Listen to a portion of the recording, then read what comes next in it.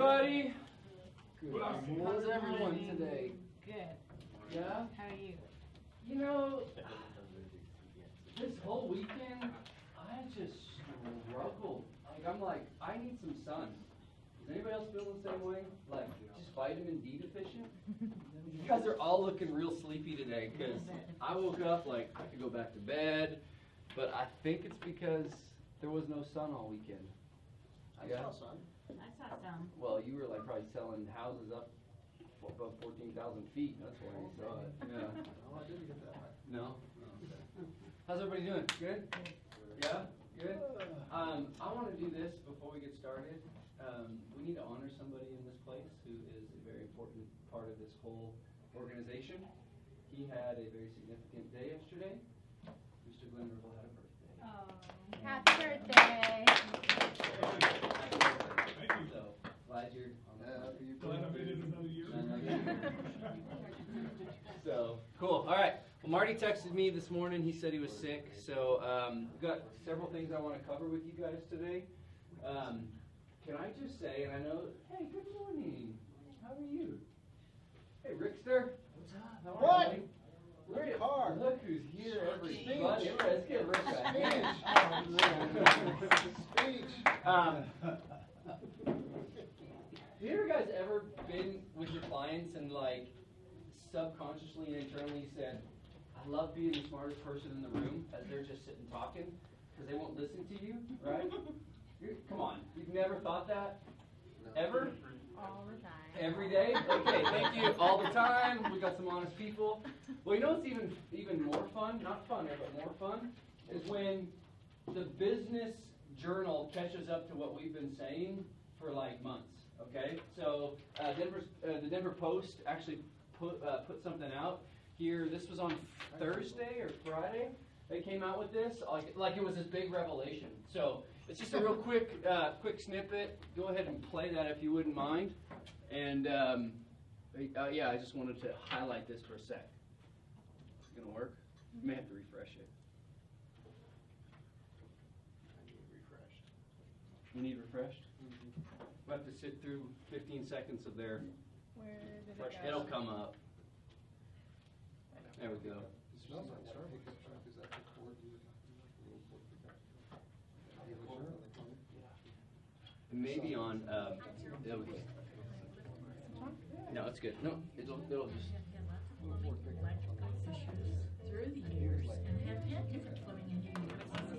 I had a water line in my bathroom and I could not shut it off. I couldn't bucket it fast enough, flooded my pit. And so I called afterwards and they were out within, I would say, half an hour. You know, when they come, they're ready to go. They're there to help you with your problem. All right.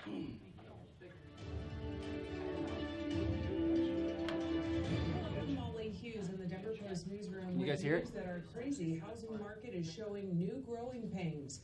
Standoffs between buyers and sellers resulting in nearly 25% of the contracts falling through last month. A new report by the Denver Metro Association of Realtors shows the high fallout rate in an otherwise very strong month for home sales. Of the 5,153 homes that went under contract in April, 841 of the sales did not go through. Industry analysts say it's a combination of things. Sellers trying to squeeze every penny out of desperate buyers, and on the other side, buyers who get into bidding wars and offer more than they can afford. When the appraisal comes back below their offer price, the deal falls through. The report also shows the median home price in Metro Denver has spiked to $385,000, with the average home being on the market for 31 days. All right, that's it. Newsflash! But to the public, that probably is. It is. You know? It's funny. You know, it takes that news cycle, especially when it comes to. This Yeah, no. will be the best one you remember. Pretty hilarious how all of a sudden, like, hey, we're kind of the smartest people in the room, right? Isn't that fun? So, I wanted to highlight it partly because it's really, that's what you see in this map. I'll explain here in a second. But what we're experiencing is a direct correlation with what's going on when it comes to the hidden housing crisis, okay, the real underlying thing. So first of all, we got active listings, April 2015, right around the 5,000 mark, spiked, halfway through the year. Down in January, we all felt the effects of that, right? 39 hundo, and then now we're up almost to about 1,500 homes. So right around the 5,000 mark. Historically, what are we needing? Just to keep with the supply? Right now, 20. Yeah. So we're 75% down. Okay? Like that's a big deal. So what's happening though is the idea, the back and forth with buyers and sellers, people digging their heels in, they're thinking that, I don't want to overpay, but I don't want to be homeless. So all of a sudden, you've got tasked with a whole nother set of issues, okay? Because the reality of it is this isn't going to stop, guys. So what are you doing? What are we needing to do to frame the conversation a little bit different? Days on market, the condos was a little bit interesting. You see the dark purple? Those are going fast just because they're quasi-affordable, okay? I read, if you'll look here, where was it? About $240,000 was the average sale price for a condo, which is up 21.3% from March and 17.1% from a year earlier. That's a big deal, okay?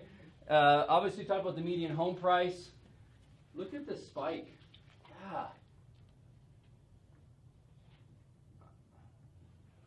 Just trying to let it sink in because this is like the disparity, the supply-demand stuff. I don't see an end in sight, and here's why. I wanted to highlight this. Any other thoughts, questions that you're seeing on the graph? I know it's a bunch of numbers, but I mean, even looking at the ranges, 300 to 399, up 14%, okay? 400 to 499, up 26%. Like, there's still deals happening there because affordability, I feel like this is why we're seeing the biggest growth in this sector right here, okay, as a whole, just because it's still affordable. So there's some great sources of information, and this is from DMAR, okay? Just real quick, I know it's kind of fuzzy, but you can compare. I like looking at the micro markets just because it does give you a good picture. So we got Denver, Portland, Seattle, and Phoenix. Phoenix is historically going to be the lowest performer, but definitely Seattle and Portland up there. You can see the green at Portland, days on market. In 2012, high, about 75 days on market, and now we're down to just right at 40, which is fast because the average sale price up there is like 800,000. Okay, median sold price. You can see Denver still following the same trends, but what's interesting though is Phoenix spiked when everything went down. Okay, partly they have or almost 3 times the population. Okay, median sold price we're looking in 1996, 129,000. Who's in the business in Denver? You guys remember that? Is that a good paycheck? Oh, yeah. Back then? But just look, guys, in 20 years, it's more than doubled. So, just a question on the Phoenix Yeah. market there. So, do you think that, so that's from 13 till present, and it spiked 14, 15. Do you think that has to do with, number one, obviously 1.5 million population, but of that population, how much of that is retirement sector, people going there, and so they've got to find homes there to retire to? You got to remember, too, Phoenix and Arizona and Texas are very similar in the sense that labor is real cheap, so they can build a lot faster, a lot easier, and you'll notice where I'm going to go to, which is actually about the land indexes. Okay, this is really interesting to me. Land there is a whole lot easier to come across than it is here. Okay, and you'll see why. This is all playing it.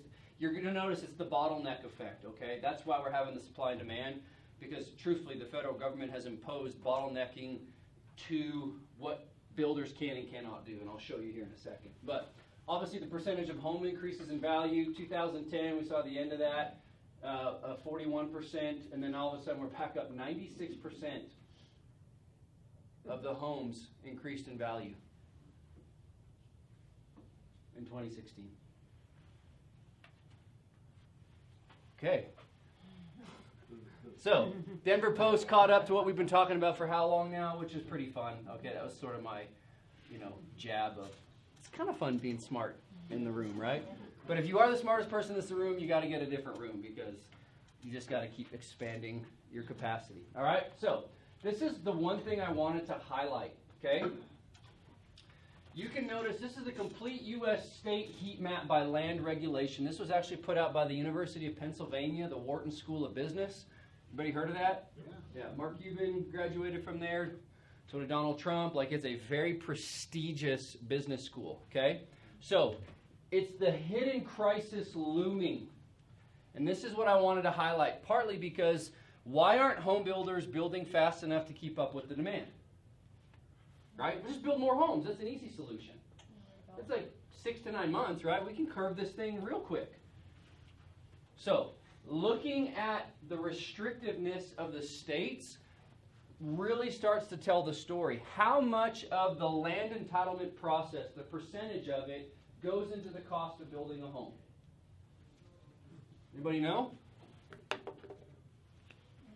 Who knows what the land entitlement process is? Yeah, we got 2 people in the room. All right. Would it be helpful to know? Yeah. So this is basically the verbatim.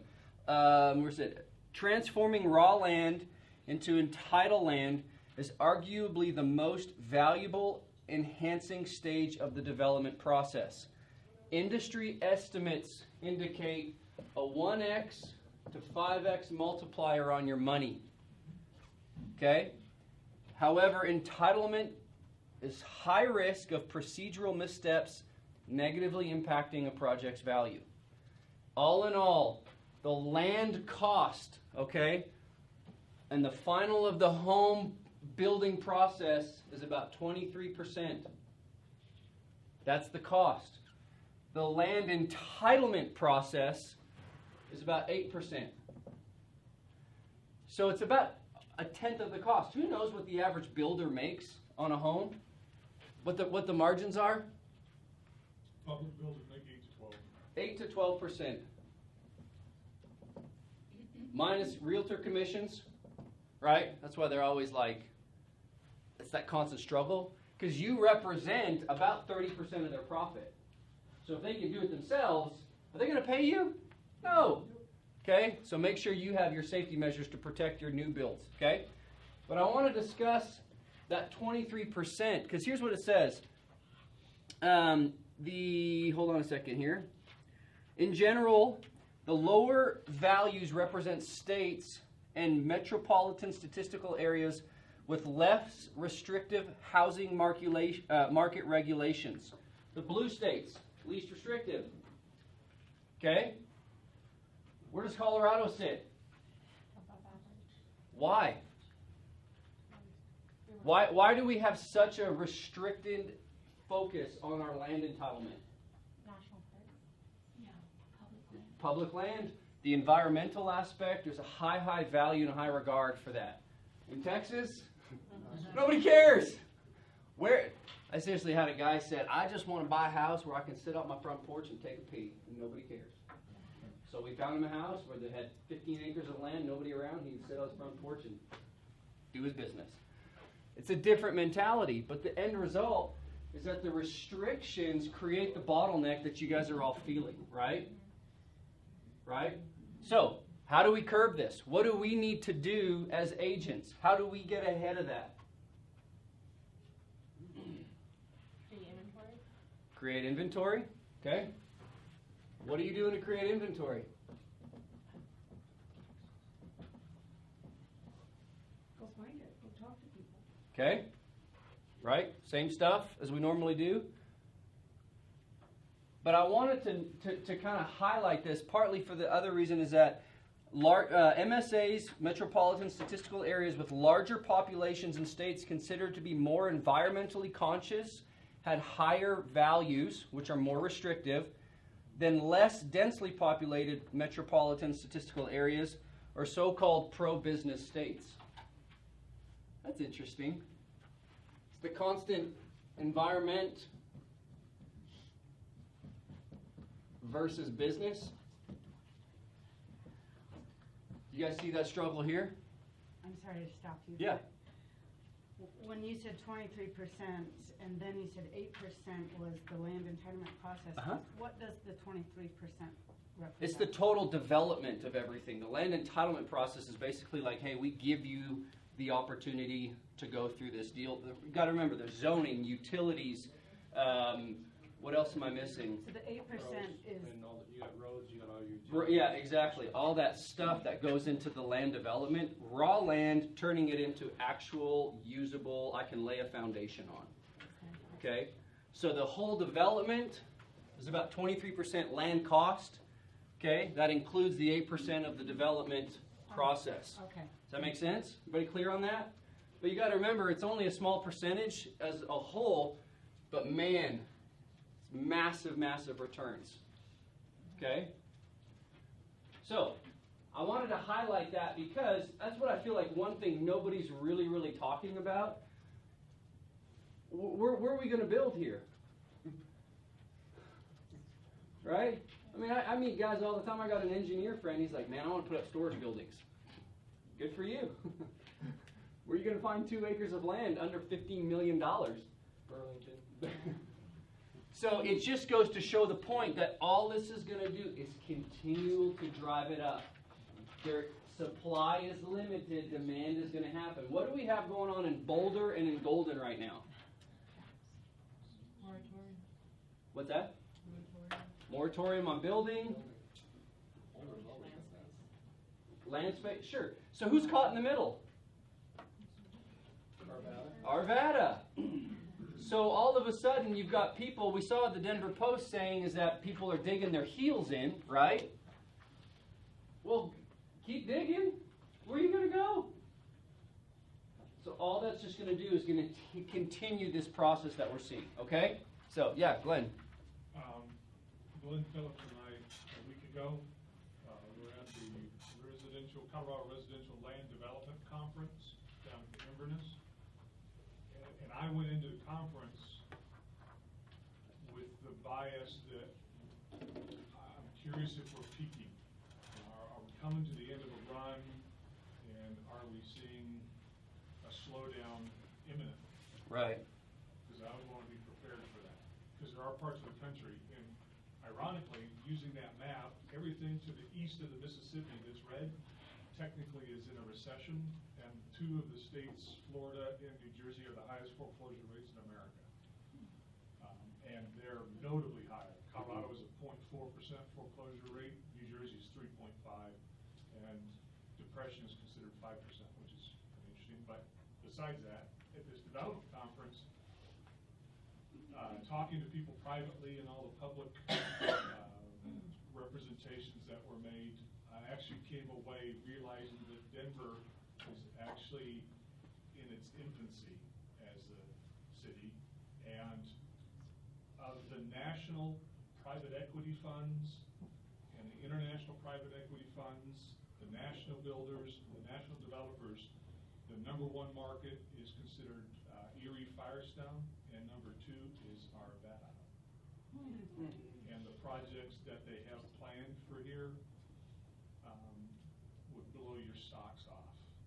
In fact, the guy that owned or did all of the funding for Leiden Rock said he has never made so much money so fast in his entire career. The gentleman who funds him is John Paulson, and he said, if you can find any more, consider it cash. Glenn, what does that mean for us? Make as many connections as you possibly can. Do you have a thought? Yeah, the keynote speaker was the guy from Richmond Homes. Okay. He said Denver was the best place for a builder to be. So I took that and ran with it. I'm talking with builders from other parts of the country, trying to get them here and get projects going. Interesting. Okay. Thoughts, questions before we move on? Just some highlights of what's going on and what the overall sentiment is of what people are picking up, you know. You know, notice if you study economics and you study what markets do, so much of it is who's feeling what on one particular day. People are feeling great about Denver, Colorado. Okay?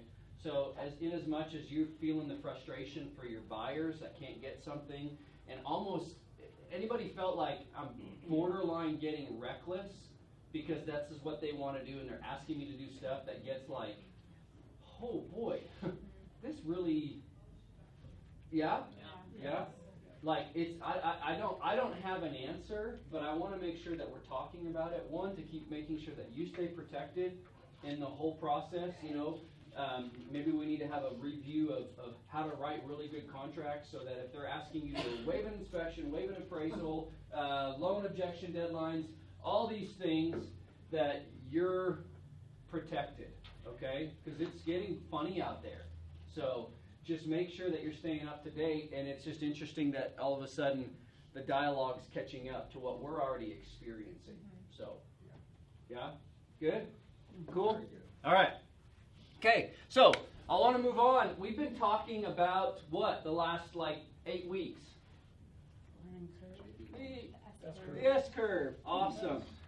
Guys, the whole process, the whole reason why I wanted to do this with you is partly to create an awareness about how you become not just the expert in this industry, but really the expert at being you.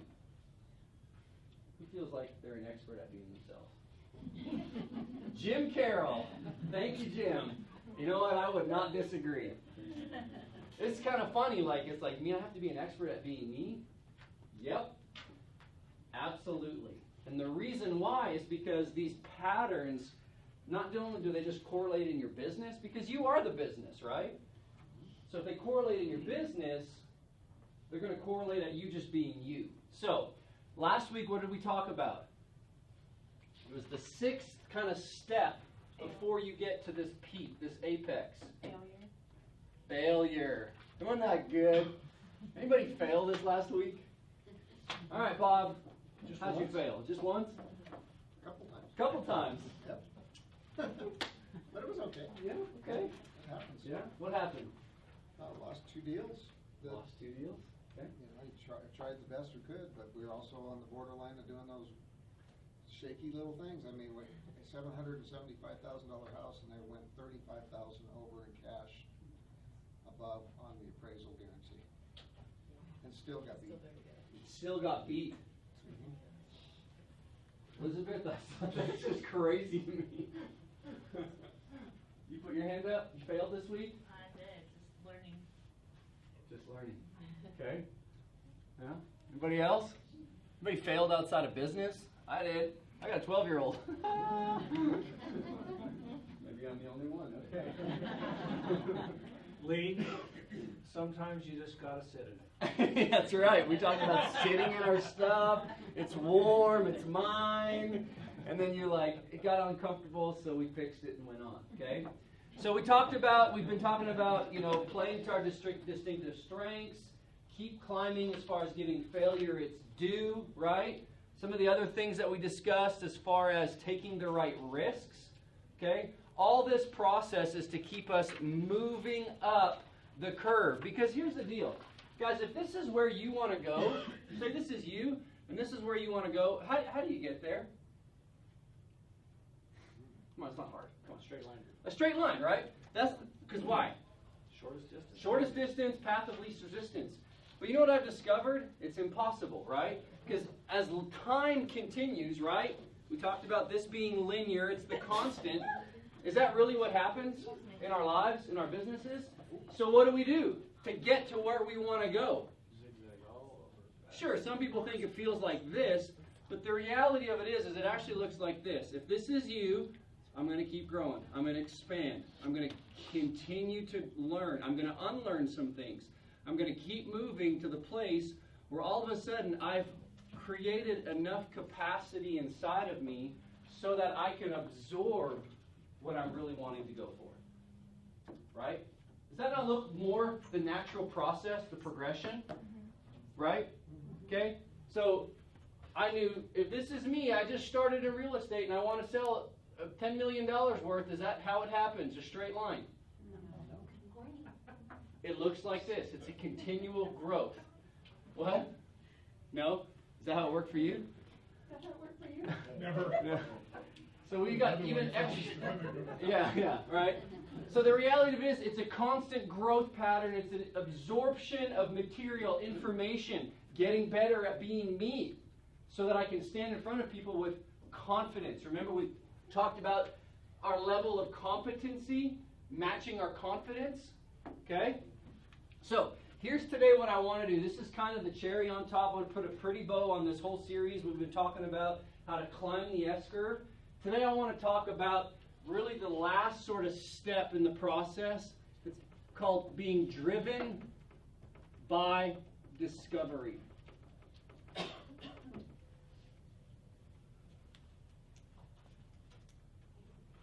right, how's that hit you guys? Never stop learning. Never stop learning, okay. What else? Just be open to new possibilities. Okay. Show up for Mega Monday. Show up for Mega Monday. That's a good start. Here's the thing, guys. This whole process of disruptive innovation. Anybody hear what happened with Warren Buffett this morning? Would Warren Buffett be a disruptor in the marketplace? You know what he did this morning? He bought 9.8 million shares worth of Apple stock. Why the flip would Warren Buffett make an investment into Apple right now? It's cheap. Because he's a disruptor. He understands that he's partnering with people who are innovators.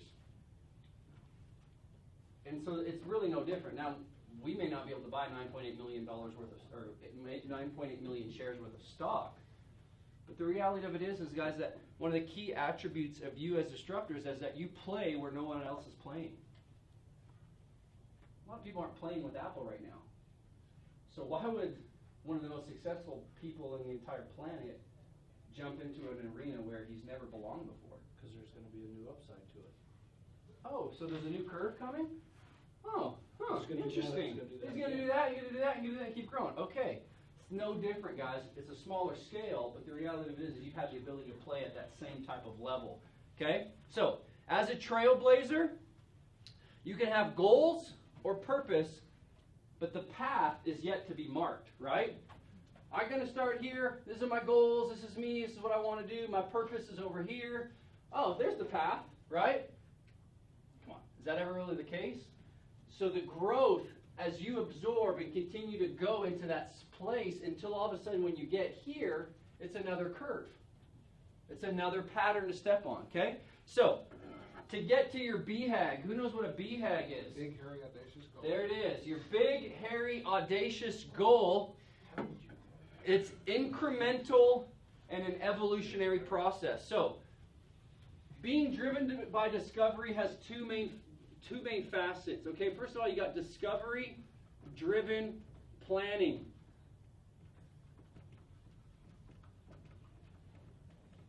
And then, over here, you have conventional planning. Okay? Who has any idea what conventional planning might be?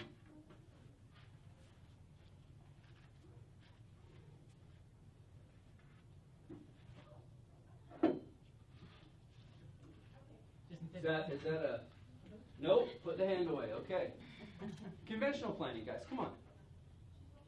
Following the guidelines in a book. Perfect, right? It's the premise that it's a predictable platform, right? I can open up a book and I can see this, and this, right? So it's the whole concept that it's predictable. It's easy. Okay? What else? What else about conventional planning? Can we sort of extrapolate? Can we come to an understanding?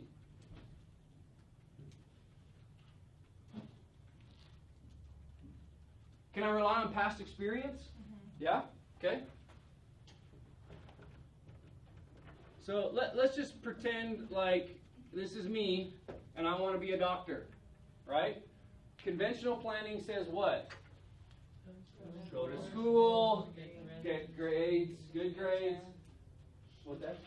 Get an internship, No, see. don't sleep, put off my life, right? And then one day I'll be a doctor, okay? And that's pretty reasonable, right? Especially in our society, go to school, get your degree, become an engineer, build lots of great things. That works. Unfortunately, it doesn't work for everybody, especially in the business world, right? So the whole concept of this whole idea is that, one, you can't deviate from it. You can't get off that pattern. You can't get off that plane. So what happens if I want to be a doctor and I get off of that track, then what? You lose time and you have to start all over. Time, effort, momentum, energy, and you start almost back to square one. So the whole, this works, this whole concept of conventional planning, it really works for very few people. But it's funny because that's what our society promotes the most. Because it's safe, right? So if it works for very few people, most people don't form a self, okay, here, and then lead a life to get to this goal.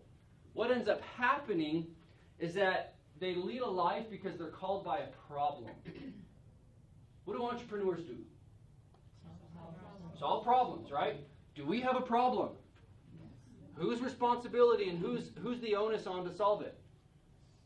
Kathy Peterson. Kathy Peterson and Jim Sanborn. And I'm looking at the rest of you guys in the room. It's on you to solve this.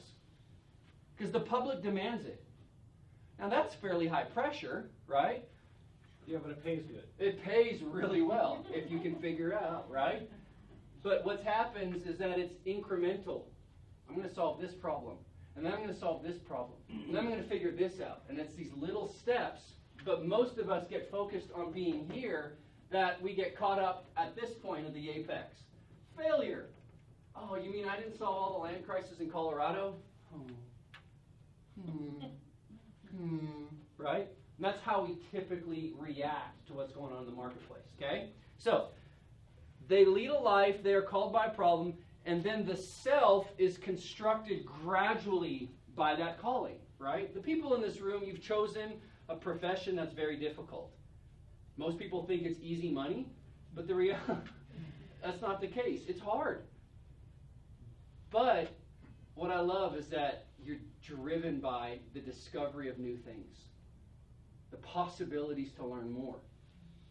And so what that does is that completely erases this whole aspect of your conventional planning column, even though maybe our spouses and our families in the room would like a little bit more conventional planning, but the reality of it is that it doesn't necessarily work that way. So, discovery-driven planning, here's how it works. It starts with the premise that little is known, much is assumed.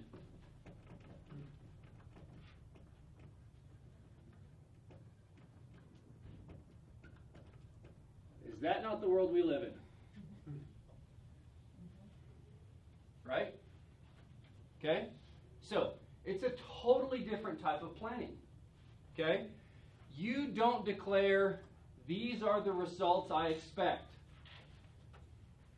That's that straight line premise. I expect this. What we need to continually be doing and being driven by is asking, what has to prove true for my plan to work? Ask yourself. You came into this business with a plan, right? So what has to prove true for your plan to work? Make a lot of contacts. Make a lot of contacts, okay? Probably a lot more than we anticipated, huh? Mm-hmm. Yep. What else? Success stories. Awesome. Feedback, reviews, success stories. Absolutely. That's one of the most underutilized things I find with agents, is that they're not, throughout that whole process, getting the reviews, getting the success stories to give confidence to the next person, right? Okay? So, here's what I've discovered is that there's 4 steps, okay, in this process that really don't make a lot of sense when you consider, well, if I just went conventional planning, it'd make it a lot easier, okay? One of the first things, and this is one of the things we start with at Keller, which it makes me really, really happy that we do, but most of us deviate from it, because we're not thinking discovery, okay? The first thing is you have to create a reverse income statement.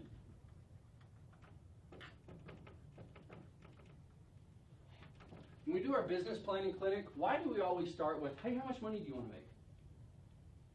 That's what drives it. Who's done that for 2016? Are you guys on your goals? Are you on track? Ish? Okay? All right, is it okay to like rearrange and recalibrate? Absolutely. So here's the deal. Here's what I want you to ask yourself is, to achieve my baseline level of happiness, what do I need to accomplish? And what am I willing to give up to get there? Okay, can I pick on somebody who wants to volunteer? Lisa, can I ask you how much money you wanted to make this year? Is that okay? Sure. Okay, how much money do you want to make? 250 GCI. 250 GCI. Okay. How much do you have to net in order to generate a gross? I think it was 160-ish. Okay, so basically you want to net and take home 160 in order to GCI. So that means you've got, what is that, $90,000 in expenses? Okay, so you have your cap, which is $21,000, okay, which we call your cost of sale. So your operating expenses are, what is that, $69,000? Is that right? Okay. So basically, that's how much you were going to spend as far as advertising, marketing, phone, gas, dues, all that kind of stuff. Admin, desk space, okay? So in order for Lisa to take home $160,000, she has to generate $250,000 GCI, okay? Of that amount, how much of that was buyers and how much of that was sellers? What was the percentage? 80-20. 80-20 on 80 sellers. seller side. Are you on track for that? No, it's closer to being even than I would like. 50, okay. Can I work the 50-50? Is that okay? Sure. Okay. So basically, somebody pull out their calculator and help me walk through this. So 50% of Lisa's business is going to come from buyers, 50% is going to come from sellers. So if I have a GCI of 250, what's half? 125. That means I have to generate $125,000 in GCI on one side of the equation, okay? So in order to figure out the whole process, reverse engineer, we got to go through several steps. The first step that we need to figure out is we need to divide this out by your average sale price. Do you know what that is? I assumed 350. 350,000, okay? Oh, I'm sorry, no. First and foremost, we're going to divide it out by your percentage, your commission rate, which is 2.8 on average? Yeah. On the buy side? 2.8. Somebody get the calculator. I'm good at math, but not that good. So what's 125,000 divided by 2.8%? Almost 4.5 million. $4.5 million in volume, right? Okay? So from the 4.5 million in volume, I'm going to divide this out by my average sale price, which is how much? $350,000, okay? So average sale price, which is going to give me a total closed unit count of, what's 4.5 mil divided? 13. 13 closed units. See how I reverse engineered that? Now here's the issue, is that most people stop there. They don't understand what it actually takes to get 13 closed units. So there's two ratios we need to look at in every transaction. The first one we'll look at, which is actually the second part of the equation, is how good are you? This is where you rate yourself. On a 1 to 10, how good are you? Are you taking a closed, a written contract and seeing it all the way through to closing in today's market? Lisa, on a 1 to 10? 9. A 9? I love the confidence, because your competency matches that. I mean, you have to qualify your clients and things like that. Absolutely. So if you have a 90%, we're going to call this your close rate. We're going to divide out your closed units divided by your close rate is what? 14.4, so 15. So 15 written pieces of business for the year. Now, How many tasks in a real estate transaction? Glenn Phillips, I know you know the answer. Everybody else in the room? How many tasks in a real estate transaction according to the MREA? 192. 192 things to do. Okay, which one gets you paid? No. Hi, my name is Lee Archer. Who do you need to know that buy, sell, invest in real estate? Okay, it's contacts. Okay, so Lisa, when people meet you on a 1 to 10, how that likely are they willing to do business with you? In the first 30 seconds. 8. An 8. So you have an 80% ratio as far as getting people to like you and trust you. That's pretty good. Let's give Lisa a hand. So, if at 80% of the time you can convert, okay, it's the conversion ratio, 15 divided by 80 is how much? 19. That means you have to have 19 appointments.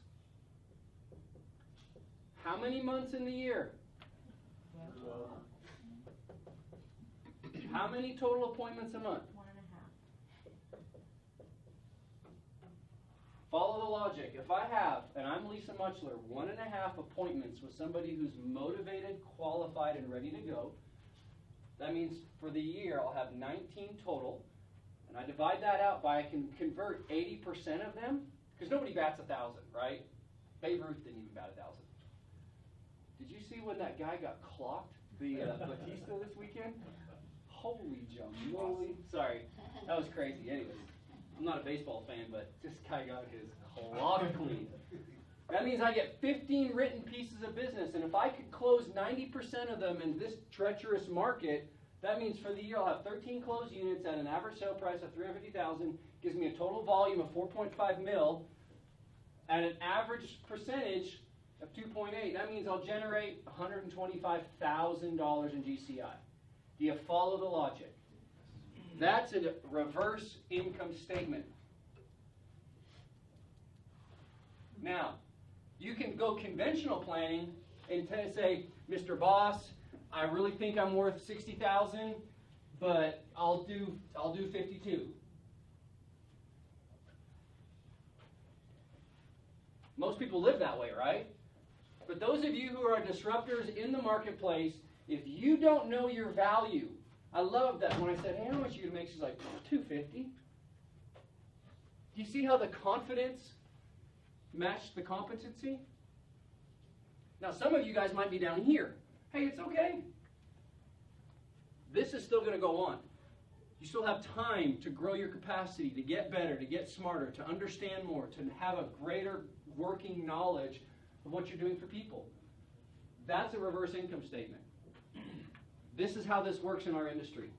And if you haven't mastered that, I need to get 1.5 appointments. Actually, I need to get 3 for the month. Right? Because 50% of our business is here and 50% of it's there. If you can't do 3,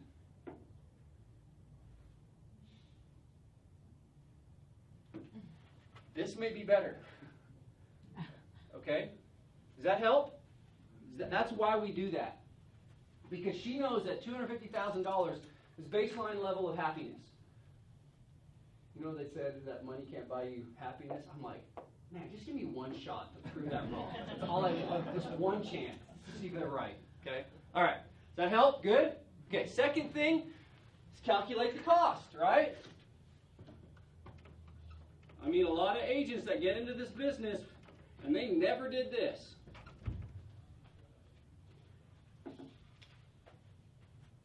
But even as you're growing, even as you're understanding more, okay, well the cost for Lisa just to operate her business is what some people make in an entire year. But because she's a good business person, she's fully aware of the costs involved to get to that place, okay? So what kind of time, expertise, money, and buy-in will you need to make your plan operational? Is the personal cost of being on this particular curve one you can really afford? It's a great question to ask yourself. It's not a bad thing. And if it's not, hey, jump to a new curve before you go down, right? all we're doing as you becoming the expert is trying to avoid becoming the pitfalls where this becomes, instead of another launching point, a platform, it actually becomes a precipice where you fall down and tumble. I don't want to see that, right? Because everybody talks about real estate being like this. It doesn't have to be. Okay? Third thing, compile an assumption checklist. Anybody have any assumptions about this business that they've made? It's gonna be fun. Yeah. I love you, Linda. You're great. I'm dumb. No, you got this, girl. I love it. Hey, keep that. Seriously, keep that up. Don't let anybody temper your enthusiasm. It's awesome. Okay. What other assumptions have we made? The market's gonna change. The market's gonna. Great. Yeah, it's an external assumption, right? Okay. Now, why? This allows you to flag. Oh, thought that was going to happen, didn't happen, and then you can discuss around it. Okay. As the venture unfolds. Okay. So, for instance, how much will you sell? How many calls to get a deal? Right? These ratios. It's amazing when you make a 1, 2, 3% increase. Why do we track our numbers? To see how well you're doing. If you can make a 3% increase, if you follow it back up the chain, that can dramatically affect your GCI by as much as $30,000 to $40,000. It's why we talk about tracking numbers. It's why we go to that place of understanding your business. Okay? So, as an individual, if you decide you want to earn $100,000 in the business, and last you earned $100,000 in the business, would this work?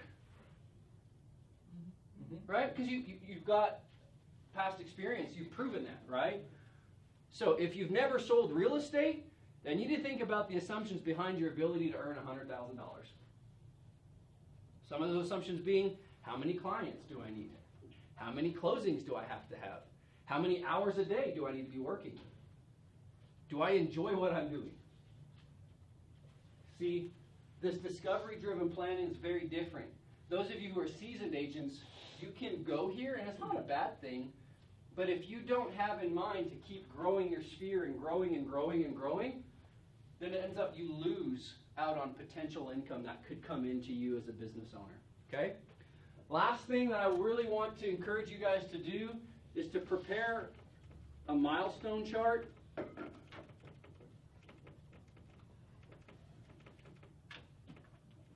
Why? So you can celebrate. Celebrate, guys, come on. But only celebrate for 24 hours. Don't keep celebrating all month, man, because you're going to find out, like, oh, well, should have not been celebrating for the next. Jim's like, we can stretch it out. Is it Friday? Is it Friday? So here's the difference, okay? In discovery-driven planning, the unit, the incremental measure of progress is what?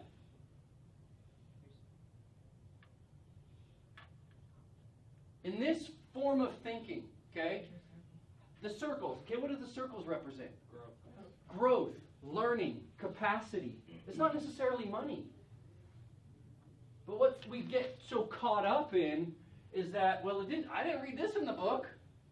Well, a lot of things you didn't read in the real estate book that you're going to discover in this business.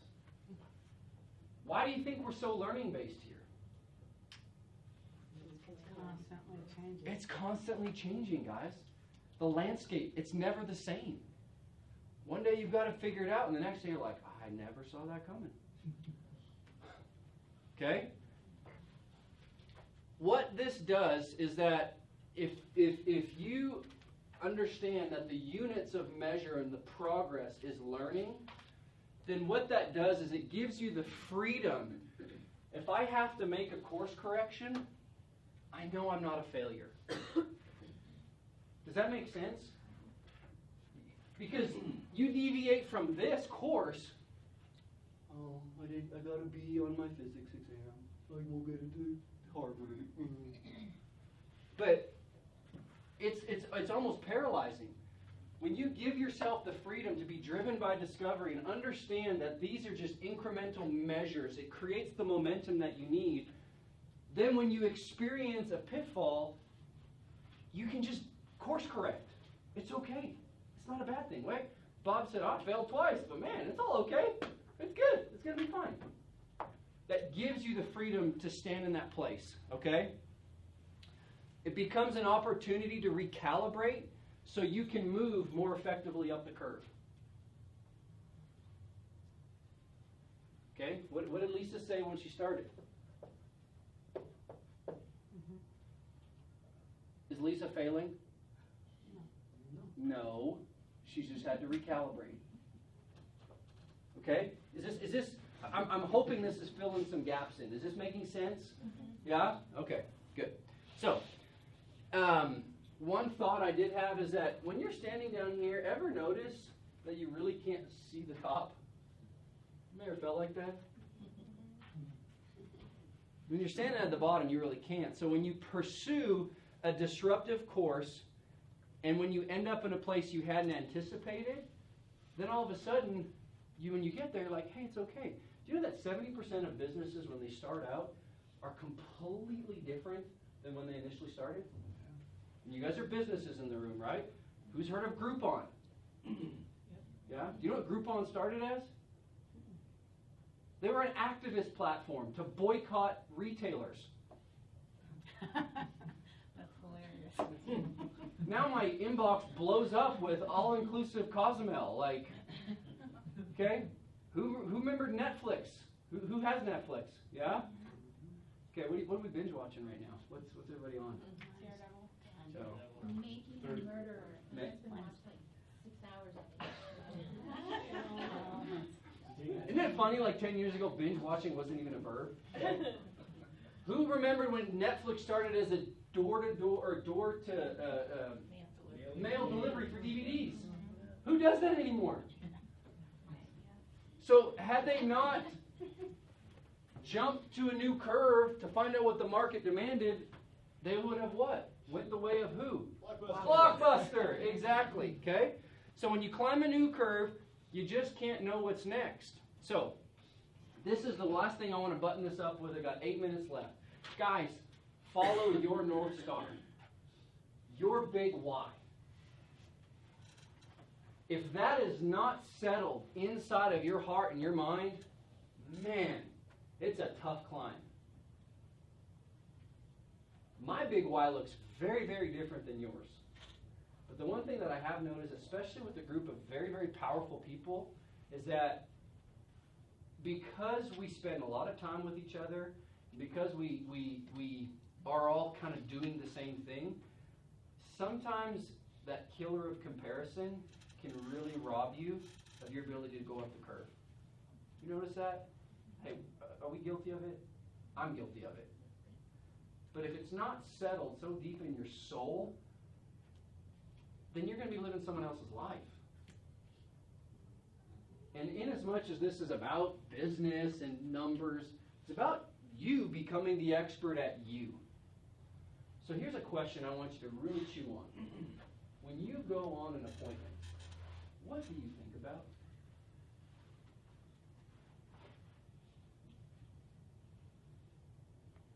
Coffee. Coffee? Okay. Coffee's for closers. Visualize the outcome. Visualize the outcome. But even beyond the skill sets needed to get the deal done, what are you thinking about? Why are you doing it? To help them. To help your clients? But for you, this is about you specifically. What are you thinking about?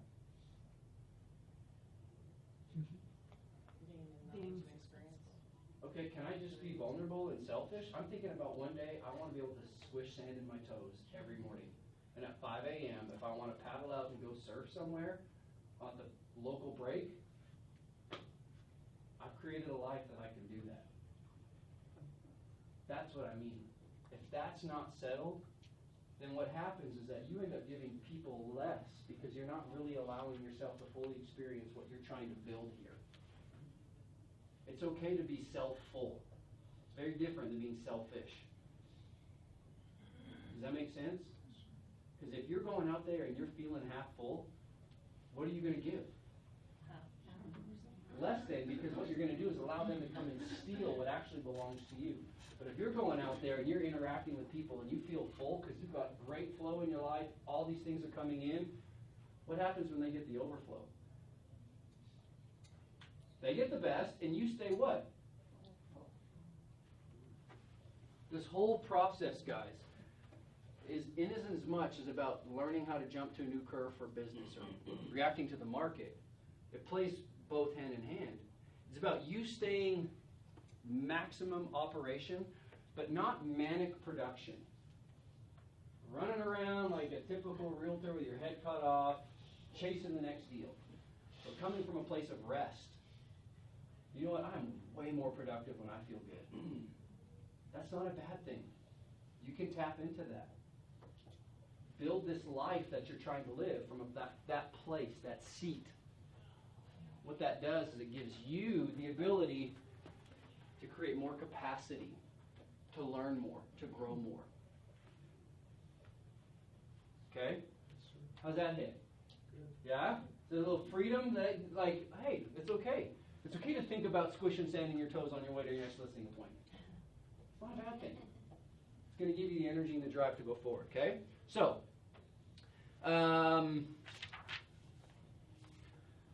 last thought, guys, learning is not linear, but it's exponential, right? If it was linear, you'd be about this deep. But as you grow exponentially, see how your capacity, what started as this big, this actually isn't just your trajectory and your momentum, it's you as the individual. And then what you wanted just gets absorbed into your world. It's like a trapeze artist. Right? Start here, they come down, they fling. Where do they let go? It's right about where failure could hit. But if they don't, then what happens? Back down the curve. But if they get past to that point and they let go, there's a little bit of faith. There's a little bit of like, okay, I'm jumping to the next curve. And if they're actually willing to do it because they trust the process, they're driven by that discovery. When they get to that peak, it's like, man, it's such a cool show.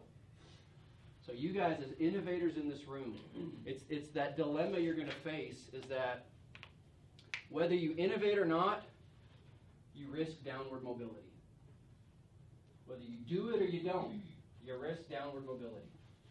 So staying on when you get to this place will enable you to jump to the next one. Identify what that could be. But stay in a place of rest. It's just as powerful. Okay? Any thoughts? Questions? Sorry, you guys are like real quiet, and I'm like, okay, is this hitting?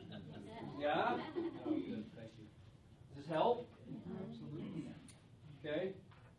Because it's a different game out there, and honestly, I don't know how to play it to what we're seeing everybody else react to, so I'm thinking, okay, what do we have to do? How do we need to figure out how to generate some cash to buy 9.8 million shares and be a disruptor in the marketplace? Because it's the game you guys are playing. Okay? All right, there's 2 minutes left. What are you guys feeling? I want to hear your feedback. We're gonna be neighbors someday. Me and you? Squishing sand in my toes. Yeah, girl. I'm not going anywhere soon. I can't. So just let me just breathe. I'm not going anywhere, but one day. Yeah, Jim. You have to remember to enjoy yourself on the way down. Absolutely. Don't just look for something in the future, but Yeah. you have to. You're going to find out by the time you're able to do that, you may not be able to serve that. Yeah. That's right. So you got to enjoy yourself on the way. Yeah. Every day. You know what I've discovered about disruption is that the more I do it, the better I get at it. That's kind of a scary thought. The more I fail, the better I get at it. Okay, that's cool. That's comforting. So don't be afraid. Keep going. 9:29. What else? Well, the way to get there is systems. Just You know, love it. like you said Yeah. earlier, we can't just all run around manic and do it all ourselves. It's all about leverage and systems. Yep. Yeah, Glenn. If you decide the world comes to you, if you don't inside, the world didn't care. That's right. It's so true.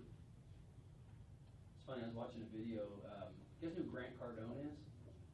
So he's an entrepreneur. Watching him last night. Yeah. So he just said, he's like, you know what I've discovered about people, especially business people, is that 90% of them have never decided, like, I want to be wealthy.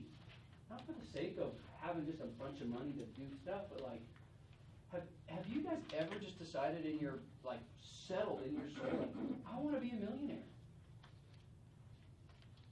And if you haven't, it's almost like, ugh, that sounds icky, because millionaires are, well, I want to be a millionaire because we want orphanages we want to support, we've got nonprofits we want to start, we're able to take good care of my family. Yeah. If you haven't done that, that would be a great place to start. Discover what that baseline level of happiness is. What's that number? And then reverse engineer it to get to that place, because you work in an industry, you can get there. Okay? All right. Have an awesome week, guys. Thanks for your time.